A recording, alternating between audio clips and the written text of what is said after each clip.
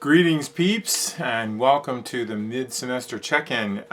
This check-in is generally, not just generally, it is a way for me just to make sure everybody's doing what they need to do, making sure that everyone is completing assignments on time. So let's talk a little bit about the grading of the quizzes and the essays. Just so you're aware, your questions and answers vary. So this is one of the reasons why I wait to grade exams until the due date, because no two students' questions are always the same. There's no answer key, for example, that I have where I go, oh, okay, this question is this. It's just it's different, and this is to ensure, academic integrity and minimize plagiarism. This is why grading takes a bit longer, because there really is no standard answer or answer key, right? So just please be patient with respect to grading. It does take me a little bit longer just because I have to go through and read each and every answer individually to make heads or tail of what's going on. So it does take some time. So just making sure everybody understands. It's nothing personal. It's not that I'm lazy. It's just that it takes a great deal of time. I will grade your exams, and not your exams, your quizzes, which contain both multiple choice and essay answers. Sometimes they don't. And I will grade them, but it does take a little bit of time, and I will not grade them prior to their due date. So just understand that is going on. Okay, about these podcasts. Yeah, I know it's been interesting. So we've had a number of technical and scheduling issues with the podcasts, and so they are going to all take place, but they will now take place in the month of November and in early December. This is largely due to a scheduling conflicts. Actually, trying to get 4 artists together and to schedule recordings of them is sometimes just a nightmare.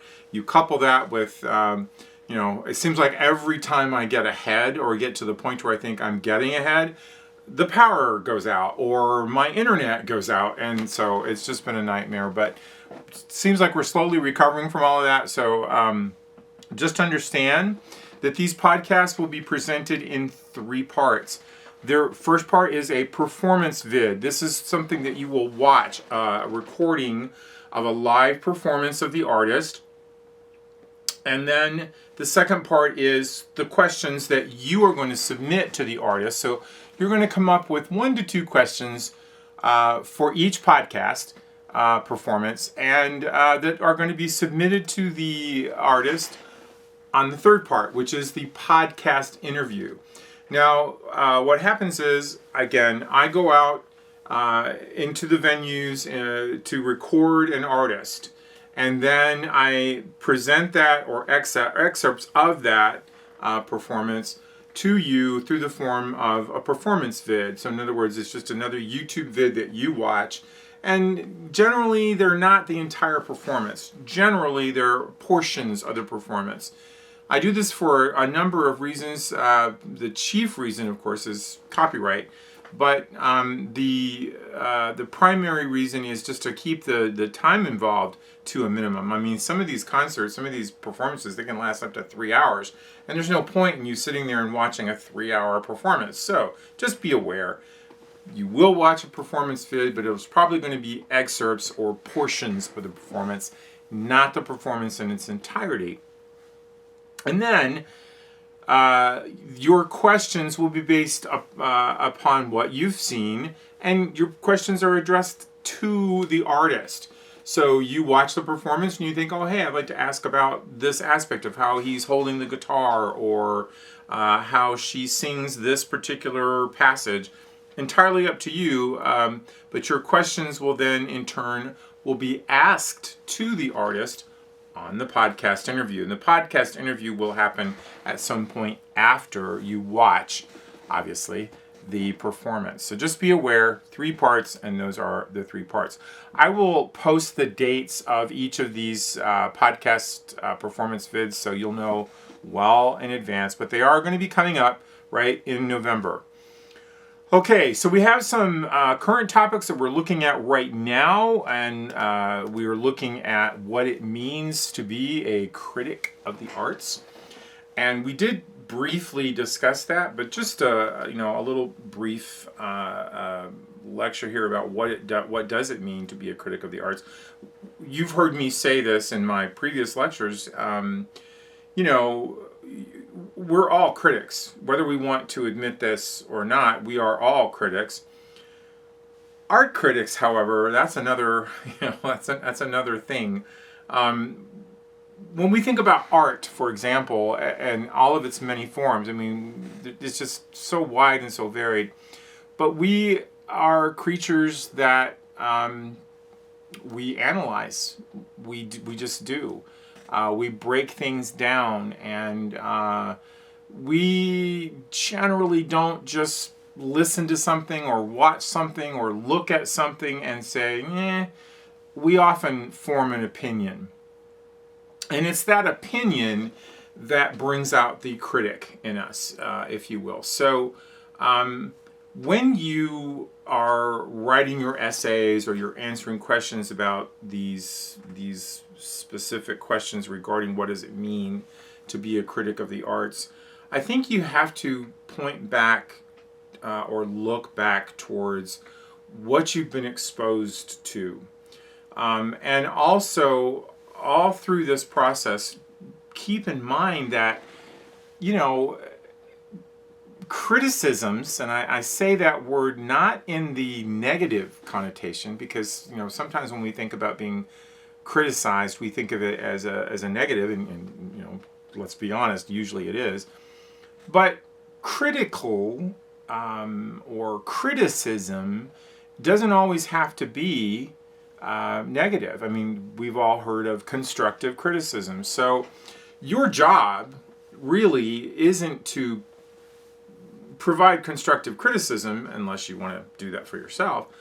I mean, we don't really get to look to the artist, right? We don't really get to address the artist always. I mean, that's one of the reasons why I do these podcasts, so you have an opportunity to actually talk to the artist. But in most cases, we don't. We can't go back in time and talk to the artist and figure out why the artist sculpted in this manner or painted in this manner. So criticizing can generally boil down to, do you like it or do you not like it? And that, ladies and gentlemen, that just sort of all boils down to taste, right? A matter of personal preference, and in my opinion, highly subjective, right, to the individual's likes or dislikes. So I say all this only because I hope you realize that with respect to this course and with respect to your online text, the majority of these questions are steeped heavily in what do you think, rather than the recital of facts, right, or key points. Now, granted, those are present, right, in some of the questions and hopefully some of your answers. But generally speaking, when you're asked questions like this, like what does it mean to be a critic of the arts? Well, that's a personal opinion, really, because it could mean many things, just like art can mean many things. Okay, another topic that we are currently looking at is the two mediums of painting and sculpture. And a little brief word about these. We've of course, you've already been introduced to it. You've already started looking at it, and I would assume that many of you have already viewed at least a painting. You may have paintings in your home. You may have even been to a museum and looked at art, hanging on the walls in a museum. Some of you, or perhaps all of you, have even viewed sculptures. If you've been to the main campus at Delta, You've seen some of the modern sculptures that are scattered around campus. You may have even taken a ceramics course, or you may have even taken a pottery course, or some other type of artistic course or art course that involves sculpture, which is great and fantastic, because it gives you a completely different perspective on that particular form of art, that particular medium. So I encourage you, as you read through these and as you begin to answer questions about this particular topic, that you keep in mind, again, always, art is sort of an internal expression, right? I mean, yes, the art itself, the painting, the sculpture, the singing, the piano playing, the architecture, all of these things are outward factors that we view, that we observe, and therefore interpret and give our own opinions about. But the art itself is generated internally and then is exposed. That internal feeling, that internal idea, concept, emotion is exposed through the performance, if you will. The performance could be, a picture, a painted picture, a sketch. It could be a sculpture. It could be dance. It could be a play. This is a fascinating point, because when you are pointing back to the idea of what does it mean to be a critic of the arts, this particular ideology means that you are criticizing someone's thoughts, ideas, emotions. So we have to, again, keep in mind always that these are what do you think type of questions and ideas. So, okay. When you begin to write your essays, I just want you to be sure to keep in mind what I said earlier, that you may not always have the same type of question to answer. Again, this has to do with academic integrity. So coming up, we have architecture and theater. And with respect to architecture and theater and music, you're going to be asked the same types of questions, right? To consider all of these three different topics as forms of art. And you may not have thought of architecture as an art form, but if you've ever looked at, for example, a beautiful building and admired the building for its structure, for what it looks like on the outside, you're admiring someone's idea, right? You're admiring someone's creativity. You're admiring their artistic expression. And the same is true of the other mediums. When we talk about theater, when we go to watch a play, or we could equate this to cinema. I know we're going to be talking about cinema later, but you're looking at live action, and you're looking at someone else's interpretation of it. And so the criticism, while it certainly grows, because you could be criticizing the actor, or you could be criticizing the makeup, or the costumes, or the scenery, or the sets. And yes, all of that is important, and yes, you should certainly have an opinion about it, but think about all of the external forces that come into play when we are criticizing that type of work of art. You could say the same thing about sculpture. You could say the same thing about painting. What about the environment that it is in? If you go to a museum and perhaps the lighting is terrible, or perhaps the room is cold, or what have you. All of these external forces can have an effect on how you feel and how you interpret. Okay, and then with respect, this is the same, again, with respect to theater and music. You look at music, you go to a concert, you are going to be affected by the environment of the venue. If you're in a theater or a concert hall that is too warm or too cold, or let's say it's an outside concert and it starts to drizzle, all of these can have an effect on your opinions, right? On how you're going to view what's going on. In some cases, hopefully in many cases, the artists that are performing are so fantastic that you completely are oblivious to, your environment and what's going on. Okay, so additionally, we're going to be talking and looking at cinema. Now, I only bring this up because I want you to understand cinema. If we look at cinema, and I hope everybody gets what I'm talking about here, movies, right? As a form of art,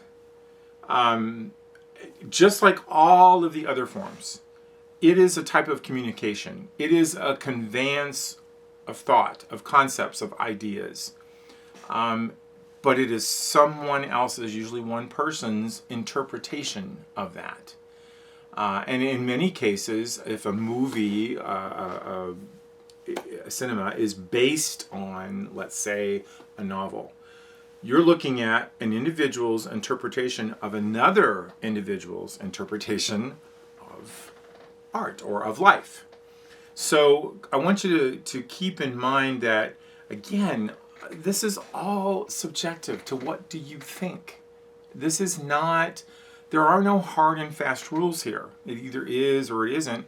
I mean, sure, I suppose you could break it down to that, but my goodness, in my opinion, that would be rather dull. I would rather you be more expressive with your opinions on, why you either dislike a particular piece of cinema, piece of film, or why you really like a particular piece of film. And the same with all of the others. Why do you like a certain genre of music over another? Or why do you dislike a certain building versus, let's say, another type of architecture? So all of these are, I can't stress this enough, they're subjective to your own individual interpretations. So when you are taking these quizzes and you are writing exams, I encourage you to, don't be afraid to voice your opinions here, particularly with respect to art, to paintings, to sculptures, to music, to theater, to dance, to whatever strikes you, whatever sparks an emotional response in you, or causes you to, for lack of a better phrase, to feel a certain way. Don't be afraid to express that. I like this movie because, or I dislike this song because. There's nothing wrong with voicing your opinion. You don't need to like everything that's put in front of you, and you don't need to dislike everything that's put in front of you. So, there you go. Your text, as well as the premise of this course, is to get you to look at the humanities through the lens of art, right? In my case, largely through the lens of music, but also to consider it from a critical point of view. And not critical as in the negative, but just critical as in the analytical, right? Looking at it from its various components, how it's put together, and how it makes you feel as a human being. Okay, I would also encourage you to always remember to consult that detailed course schedule. It has the start and due dates of each of the assignments, and I do periodically check to see how people are doing. If I see that you haven't been completing your quizzes, assignments, that you haven't been doing the readings, things like that, if I see you're struggling, I will contact you.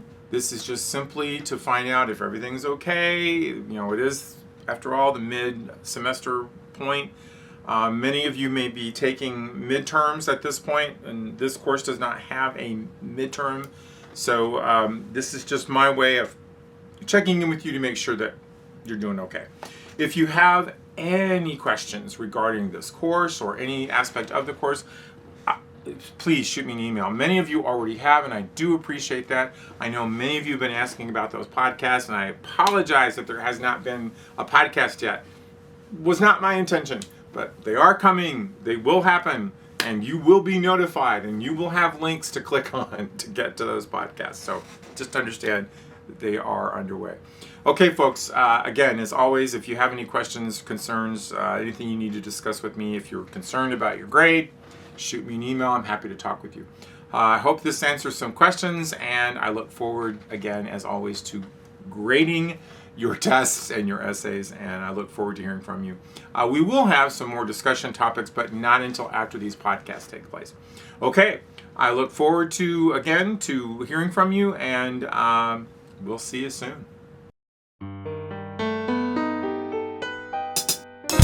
Love makes me treat you the way that I do. Gee, baby, ain't I good to you? There's nothing too good for a girl that's so true. Gee, baby, ain't I good to you? I bought you a fur coat for Christmas, a diamond ring, a Cadillac car, and everything. Love makes me treat you the way that I do.